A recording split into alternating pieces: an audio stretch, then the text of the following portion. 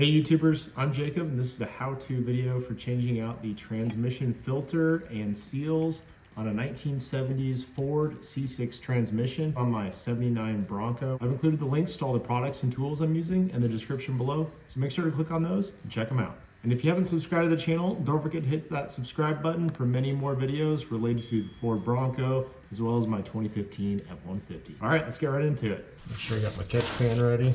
And I've got a cutout of the gasket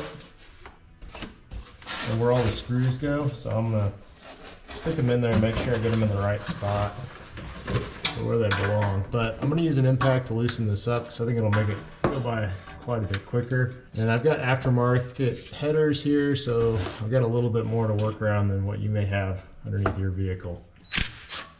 These are 1/2 inch.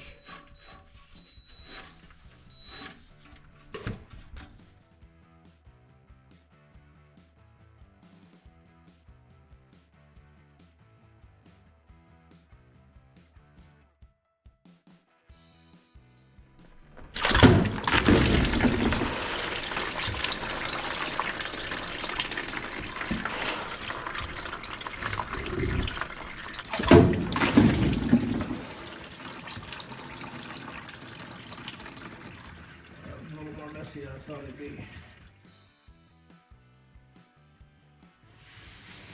Let it drip. Probably go cook dinner and then come back to it.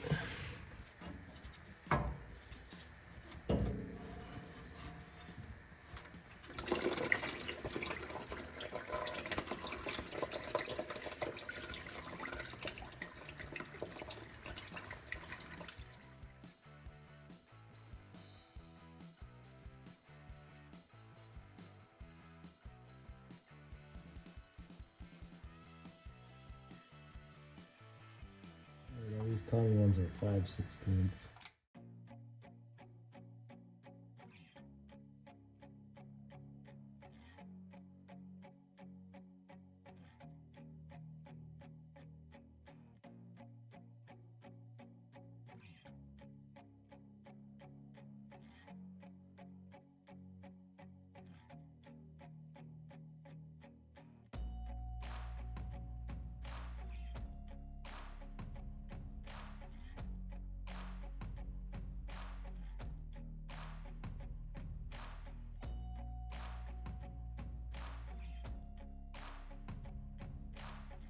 I'm going to clean all my bolts up and go ahead and set them in the gaskets just to kind of weigh it down. Get everything ready, and then I will wipe down the bottom of the transmission, install the new filter, and then last up is the pan.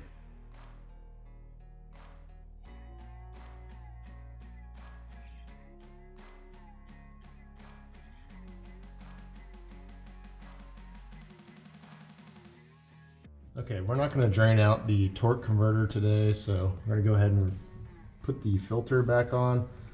I did let this drain out overnight, just to make sure it dripped out as good as it could.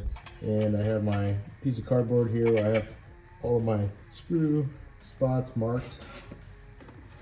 This should help it go by a little bit quicker. And I'm just going to use an impact to tighten this first one up.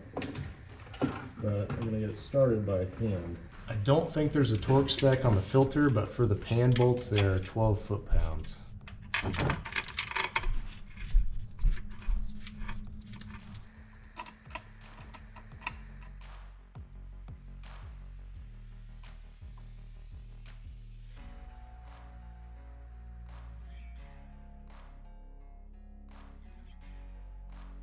Alright, I got my pan on. It's torqued down to 12 foot-pounds for all the bolts that I could reach. The rest of them, I just tried to tighten it down to what felt similar to that, and want to make sure your gasket squeezes out as well. Alright, so now it's time to fill it up. Since we only drained the pan, we're only going to need about 4 to 6 quarts, which is about 1 to 1.5 gallons. We'll go ahead and pour that in. You have to pour it in through the dipstick tube on these older vehicles, so you need a thin funnel to fit that. And we are using Dex Mercron.